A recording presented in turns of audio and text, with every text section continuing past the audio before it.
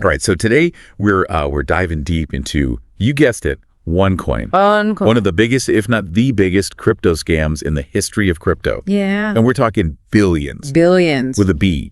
Euros vanishing into thin air. With a B. Along with the self-proclaimed crypto queen herself. Yeah, the enigmatic crypto queen. Now, I feel like we hear about crypto scams all the time, but what makes this one so compelling, at least to me, is how they really, really understood the assignment when it came to exploiting, the psychology. Oh, absolutely. Textbook. Yeah, right. Yeah. What's captivating about OneCoin isn't just the scale, right? It's how they weaponized the very things that people were craving after Bitcoin's success. That fear of missing out, that desire for quick riches. They tapped into that primal instinct and they rode that wave all the way to the bank. Yeah, they absolutely rode that wave. Yeah. Okay, so let's rewind, right? It's 2016, the crypto scene is exploding, everyone wants in, and then there she is, Ruja Ignatova. Enter the crypto queen, right? Crypto queen. Oxford education. We're talking McKinsey experience. This is someone who, on paper, just screams. Credibility. And that's no accident, right? Con artists, they often bank on the fact that we're wired to trust those shiny credentials. Oh, 100%. The institutions, the fancy degrees. Yeah, it's like a shortcut. Exactly. It's a mental shortcut that we all take. And these scammers, they know it. Absolutely. So she positions herself as this financial visionary, right? She's going to launch us all into the future with this amazing new cryptocurrency, OneCoin. The next Bitcoin. The next Bitcoin. But here's where things get a little, let's just say, interesting. OneCoin, it wasn't your typical crypto. You couldn't just, go out and buy the coin directly. Instead, they were pushing these expensive educational packages. Ah, yes, the classic MLM. Bundled with tokens. Right. That you could then use to buy OneCoin. So you had to buy the package to get the tokens to get the coin. It's a classic bait and switch, right? They dangle this idea of education, of becoming a crypto expert, but it's all a smokescreen for the real game recruitment. So it wasn't actually about the value of the coin at all. No, not inherently. The value, at least for the people at the top, came from constantly bringing in new recruits, new people to buy those packages. So were these educational materials even legit? That's the thing. They weren't. Well, not really. We later found out that a lot of it was just plagiarized material. No. Oh, yeah. Cobbling together content from other sources, repackaging it as this exclusive, groundbreaking knowledge. Again, smoke and mirrors. So I'm picturing this. I'm enticed by the promise of OneCoin. I scrape together, say, €1,000 because everyone's saying this is going to be the next Bitcoin, so I buy a package. You're feeling that FOMO, right? Oh, yeah. Big time FOMO. The fear of missing out is a powerful motivator. So I've got my educational material, quote unquote, and my tokens. Which are basically worthless unless I can convince other people to buy in. Exactly. You become the salesperson. You start pitching this dream to your friends, your family, maybe even that nice old lady who lives next door. Because the more people I recruit, the more money I make. Right? That's the MLM model in a nutshell. It preys on our desire for community, our trust in the people we know. Suddenly, you're not just buying into a cryptocurrency, you're part of a movement. And OneCoin, they were masters at creating this sense of community, this feeling that you were part of something big, something exclusive. The rallies, the online forums, the constant barrage of success stories, it was all carefully orchestrated to reinforce that we're in this together mentality. They even had these massive events, right? Ignatova herself speaking at Wembley Stadium. Wembley Stadium, talk about going big. It's like they were trying to out-hype the hype. They understood the power of spectacle, of creating an aura of success and legitimacy. And for a lot of people, it worked. It's like they created their own reality and everyone was just caught up in it.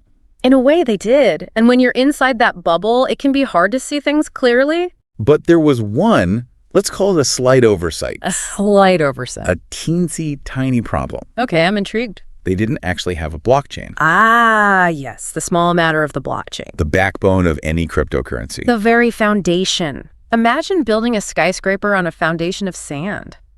It's just not going to end well. So they're out here promising the moon and back, but they don't even have the technology to back it up. It's mind-boggling, isn't it? You'd think that would be, step one in launching a cryptocurrency. All right, before you even print the brochures. Exactly. But somehow they managed to skip that crucial step and still convince millions of people to buy in. It's incredible. And by incredible, I mean terrifying. Absolutely. It's a testament to the power of belief or perhaps the dangers of blind faith. So how did they even function for as long as they did without, the basic technology in place? That's the million-euro question, isn't it? And it's a story for another time. So they're operating for years, raking in billions, and they just, forgot about the blockchain? Well, not exactly. See, at some point, they bring in this blockchain expert, Bjorn Bjerk, and they essentially hire him to, get this, build them a blockchain.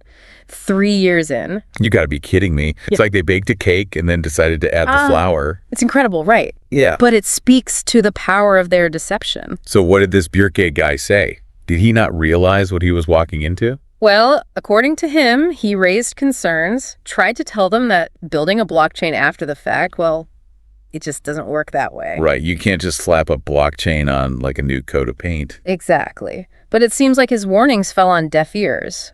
Or perhaps they were deliberately ignored. Because people were making money. Right. Right. At least that's what it looked like from the outside. Precisely. And that's the insidious thing about these schemes.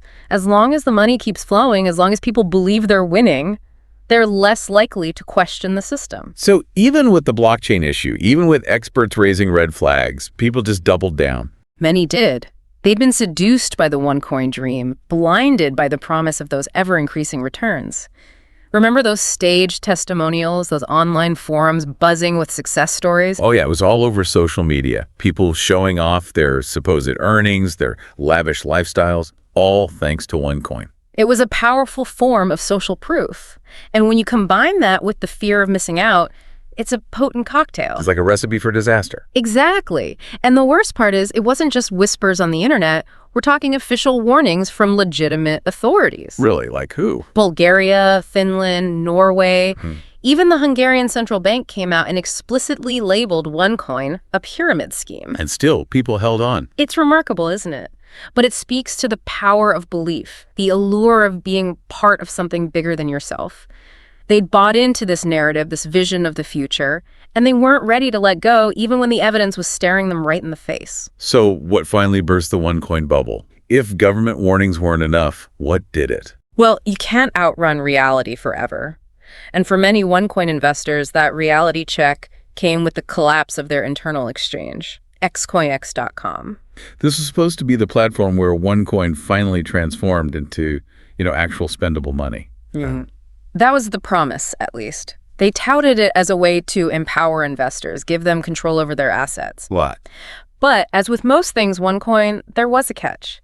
They had these daily withdrawal limits. Oh, I bet they did. Framed as a measure to prevent market volatility, of course. Right, to protect the investors. Of course.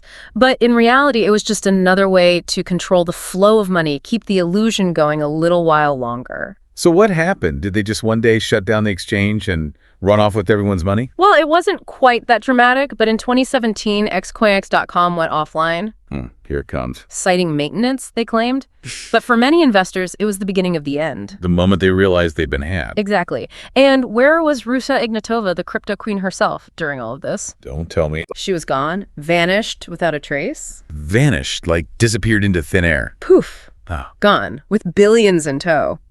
It's like something out of a Hollywood movie, except this time it was very, very real. So what? She's sipping cocktails on a private island somewhere, laughing all the way to the bank. You'd think with all the technology and, facial recognition and stuff, someone would found her by now. Right. You'd think so. She's become this almost mythical figure, the crypto queen who got away with it. The FBI is still looking for her. There's a warrant out for her arrest. But so far, nothing. Unbelievable. But while she's out there living her best life, presumably, what about the people who, actually bought into OneCoin? They're the real victims in all of this. Absolutely. And there were a lot of them, people from all walks of life, all over the world, who got caught up in the hype, who believed the promises. It's easy to get caught up in the idea of getting rich quickly, especially when you see others seemingly doing it. So what happened to the people who helped create this whole thing? Surely someone faced some kind of consequences, right? Well, some did. Remember Carl Sebastian Greenwood, Ignatova's co-founder? Yeah, the guy who was supposed to be the brains behind the operation. Right. He was arrested, extradited to the U.S., and ended up pleading guilty to a whole slew of charges. Wire fraud, conspiracy, the works. And he's paying the price, literally. Oh, absolutely. Yeah. He's currently serving a 20-year sentence. Plus, He's on the hook for hundreds of millions of dollars in restitution. Ouch. It's a hefty price to pay. But it also highlights a crucial point. Bringing these financial criminals to justice is incredibly complex.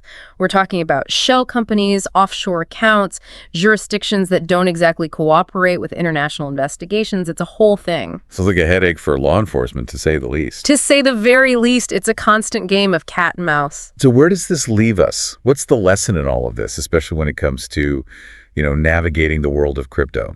Because it's still kind of the Wild West out there. It really is. And that's why it's more important than ever to be cautious. Informed skepticism, that's your best defense. Informed skepticism. Yeah, don't just jump into something because it sounds too good to be true. Because it probably is. Right.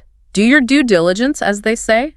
Research, ask questions, and if something feels off, trust your gut. It's like that old saying, if it walks like a duck and quacks like a duck. It's probably a pyramid scheme, or at least it's worth taking a closer look. Good advice for crypto and for life in general, I'd say. Well, there you have it, the wild, unbelievable, but unfortunately true story of OneCoin. A cautionary tale for the ages. It really is. And on that note, we'll wrap up this deep dive into the dark side of the crypto boom. Remember, knowledge is power, especially when it comes to protecting yourselves out there. Until next time.